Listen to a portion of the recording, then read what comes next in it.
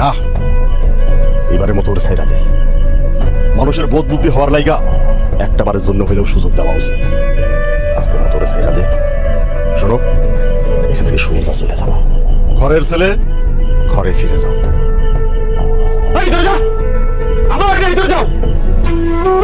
Phone দে, phone দে। তোর বিয়ে হওয়ার আগ পর্যন্ত ফোন আমার কাছে থাকবে।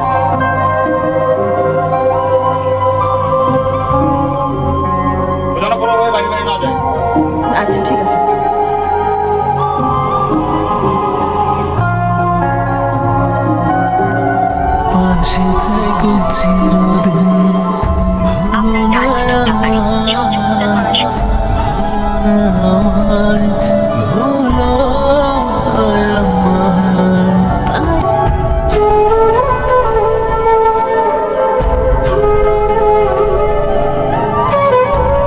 আব্বা আপনি কিছু একটা করেন আব্বা। আমার দ্বারা সম্ভব না।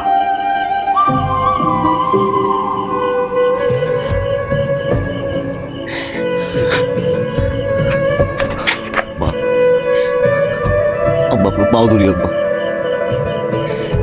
আপনি যদি আমার পাশে না থাকেন ওর বিয়ে হয়ে যাবো আব্বা।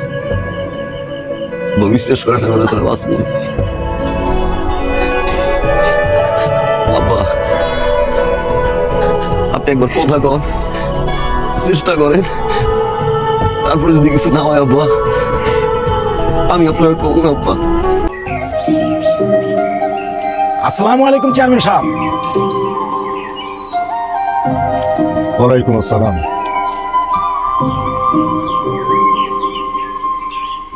কি ব্যাপার, হঠাৎ এত আয়োজন করে আমার বাড়িতে কি মনে করে? আনুষ্ঠানিক প্রস্তাব নিয়ে আসছিলাম চেয়ারম্যান সাহেব। আমার ছেলে আপনার এই প্রস্তাব নিয়ে বাড়ি ঢোকা সাহস করতে পারলি?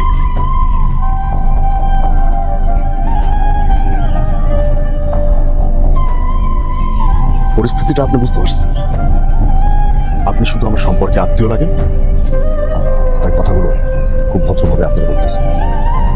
আপনারা যে আশা নিয়ে বাড়িতে ঢুকছেন না, সেই আশা কোনোদিনই পূরণ হবে না।